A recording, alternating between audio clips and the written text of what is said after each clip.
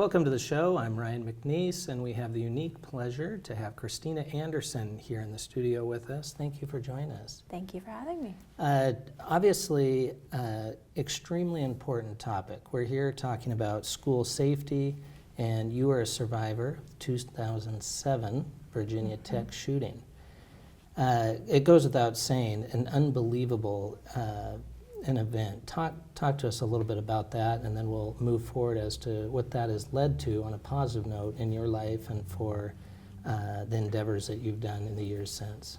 Absolutely. So the shooting happened in April of 2007. It was April 16th, a very dreary, typical cold Monday morning, and I was a student at Virginia Tech, so I was about halfway through my academic career.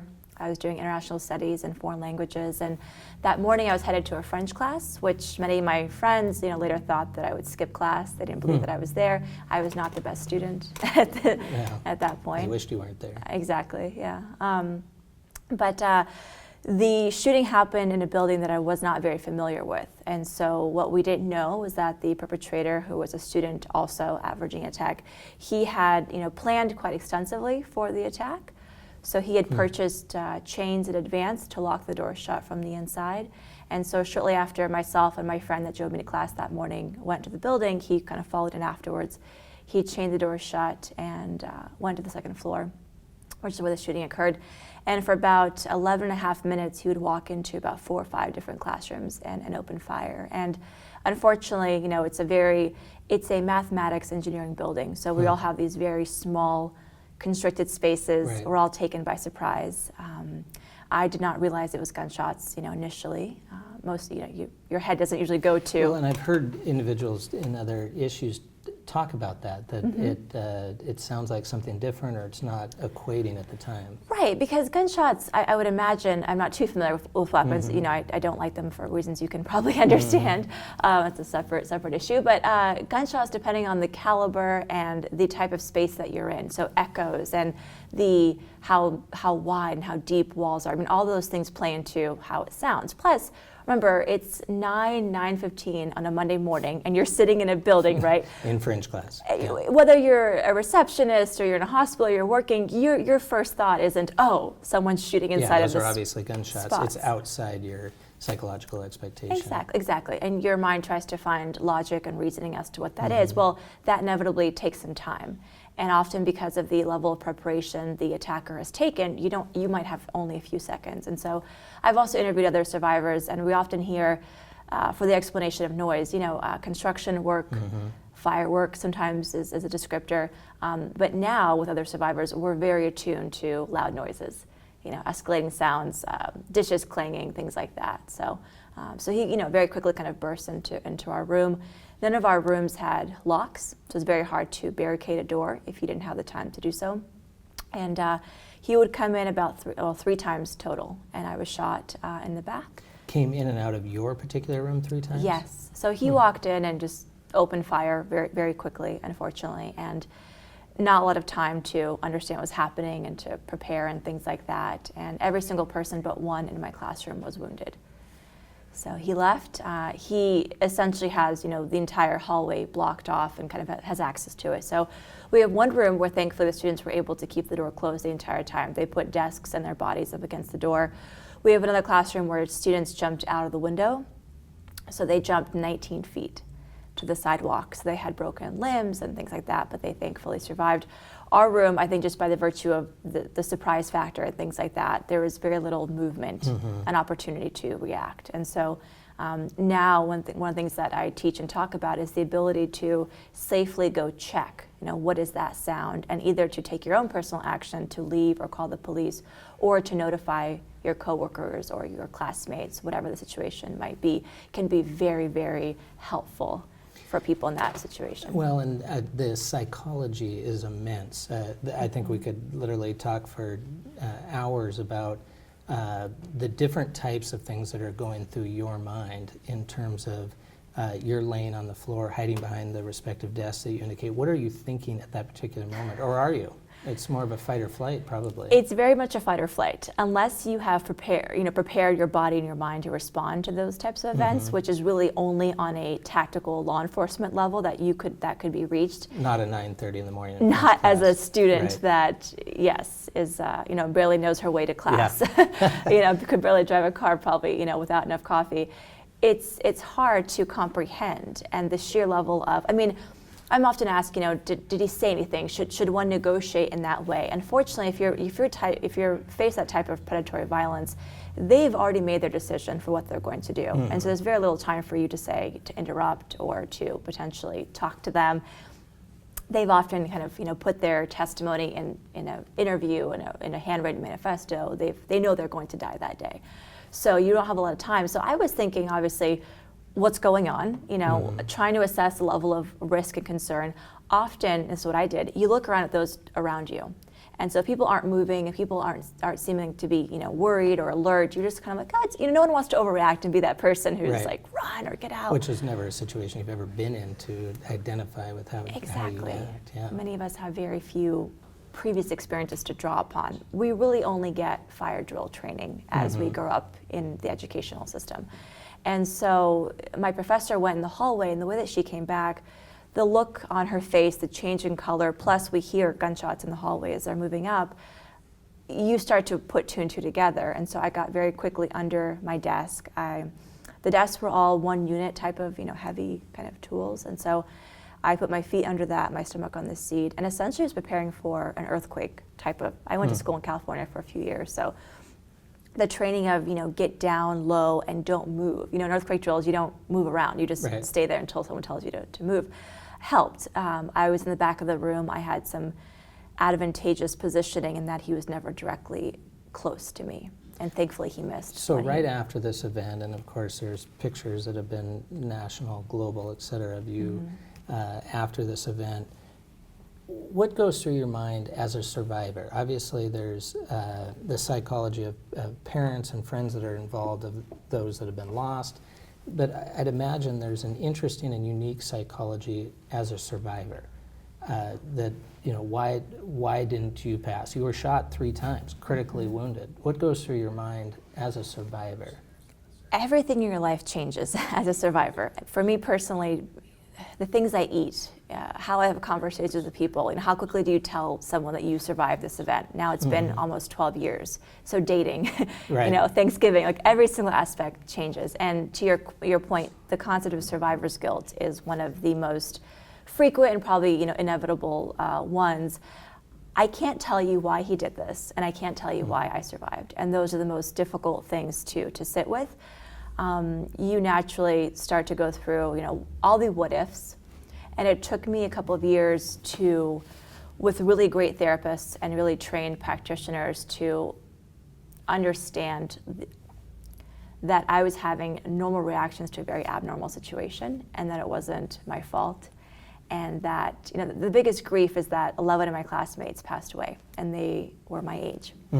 So as I get older, I have decisions that I take that I can make that they don't have the right to do, right? And so I think about, am I living my best life? Am I doing things for the right reasons? That phrase that you just utilized, am I living my best life? I think that's probably an Oprah phrase. But Well, I think it is an appropriate phrase, because I think how you've taken this tragedy is commendable, in terms of, you just indicated, I can't change or know why I didn't pass away. But what you have done, you've started a foundation called the Koshka Foundation. Yes. So identify for us what the purpose, the goal, what you've been accomplishing with the Koshka Foundation. So the goal is to provide education and training for schools, organizations, law enforcement on how to prevent these types of incidents from happening. It's trying to gain more awareness for that we all have a personal responsibility to be aware of situations, to report those, and essentially using the stories of survivors. So I work with individuals who have survived Columbine High School, many school shootings, workplace incidents, to frame their experiences in a way that helps someone else understand that this could happen to you. I travel places where someone will still tell me this will never happen in my community. And I've been to Littleton, Colorado. I've been to, obviously, Virginia Tech and a lot of other sites. No one thinks it's going to happen to them. Right, the movie theater incident In Aurora, exactly. Colorado. It's never it's never indicative of the place. It's the people that are in the place that you want to take care of. It's the people in the place who will inevitably make up how strong that safety culture is. Locks and doors and cameras, all those things are very important as well. But if we allow the person who doesn't work there anymore to walk into you and they're looking for their spouse, you've now defeated all the security systems that you've paid for. So our shooter was on our campus for about 2 years exhibiting some pretty strange behaviors that were never shared or communicated. And that's where I want them to pay attention and to speak up and to take those to appropriate channels. So the foundation works to help either increase awareness for the prevention aspect, sometimes the response of active shooter training, what do you do if type of scenarios. And then often we also consult with, after an event has occurred, as you can imagine, the long-term recovery for what do you do at the 6-month, 9-mark, 2-year mark, it changes. So we try to get some perspective based on those that have been there to just give them different examples and of what's what appropriate. can we learn? What can we learn is probably the overall theme. Absolutely. And thankfully, you are here in Spokane, having an opportunity to speak at Gonzaga University on School Safety Forum. And unfortunately, as you're well aware, we also had a shooting here in Spokane at Freeman High School. So you being here, appreciate it. It couldn't be more relevant as to further ideas of what can we learn. What do you think with the panel here in Spokane? How are we going to encompass how we can move forward and learn from these events? So the first focus of the panel is on the shared responsibility for safety and security. So we have some really great different perspectives from education, from threat assessment, from school policing, restorative justice angles, for the sense that school safety is much broader than shootings. It's about culture and about keeping everyone happy and safe and positive in the environment. From a moving forward and it's I think thinking about how do we honor those that are affected? How do we take care of all the students that maybe have gone to school in Freeman, right? Or have siblings that knew someone who was impacted. A lot of times people will say things like, well, I wasn't in that school, or I wasn't shot. And so they're going to stay in our school system without realizing that they also have traumatic responses that are valid around the anniversary, around that time of year. Everyone's gonna remember where they were the day of, in September of last year. And so almost saying that it's okay to have those reactions and that you should take care of yourself and honor that.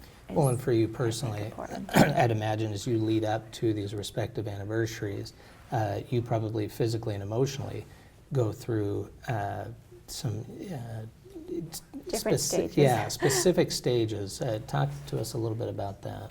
It's taken a few years to figure out that the anniversary is a really important year and a hard time. So I usually try to make a mental checkpoint in March, so about a month before the anniversary, to exercise more, to eat better, take care of myself, things like that. I realize that I'm almost like preparing for a funeral, is how it feels like. Because the rest of the year, you can distract yourself with work, with personal engagements, with, I'm still involved in this field, so just learning and whatever, traveling. But then you come back to, I'm also a victim and a survivor of the event, and that it kind of grounds me to be near my family again, to make sure that I'm just spending some more time with them and acknowledging the event, but not staying too deeply in the facts of April 16th, 2007. But it's just a reminder for my family and I that life is very precious. We usually have dinner together. Sometimes I'll get a strange gift from my parents. I got a suitcase one year because they're very practical parents. But as a moment of like, this is your second birthday, right? We're just so happy to have you and things like that. So I sometimes will return to Virginia Tech. I've gone back several times to the memorial, and we'll be with other survivors and families as well, which is really helpful to see. I'd imagine that's important in the manifestations of the relationships and the psychology of meeting with survivors and being on the actual geographic location of these events. Yeah, it's nice to be able to paint more positive and make new memories with them, because now they have children, they have spouses, we know their parents really well at this point. There was 17 that were physically injured that come back, and many of those that lost their parents and their siblings. So it's a really big community of survivors, and nobody else really understands what that experience was like. No, and I'd imagine in your opportunities to travel throughout the country, I'd imagine you get a lot of folks saying, I understand what you've been through, and you probably do have that reaction of, no you don't. Most people are pretty kind about saying, you know, I feel so bad for you. I have no idea what you went through. Can't imagine what you've gone through. Exactly. But not necessarily that I know what you're feeling. I think what's most impressive to me is how you've taken a horrific event that you had to endure as a young person. You're 19 years old at the time of this event, but you've taken this horrific event and turned it into such a positive. There are people throughout the country that you've been seeing, whether it be in Florida, whether it be in Colorado or California or what have you. You've made this your life's passion to help others. It's really impressive. Thank you. I mean, we should add there are many survivors doing amazing work, either full-time capacities or part-time. There's a group called the Rebels Project, which is an online support group created actually after the Aurora movie theater shooting by Columbine grads. What was it, Rebels? The Rebels Project. So it was started by Columbine High School graduates. Their mascot is the Rebels. And it's an online support group for anyone who lives in a community or themselves were personally, you know, impacted by a mass shooting or any type of tragedy event. And people just post questions of, this news interview really triggered me. How do you handle watching news coverage of future events or anniversaries and support and things like that? So we call ourselves the club you don't want to belong to. Right. But you're making the most of the fact that you do belong to the club. Trying to. And again, your theme, to live your best life, make the most out of this event and help others. Thank you so much for being here. Of course. I appreciate it. Thank you. Thank you.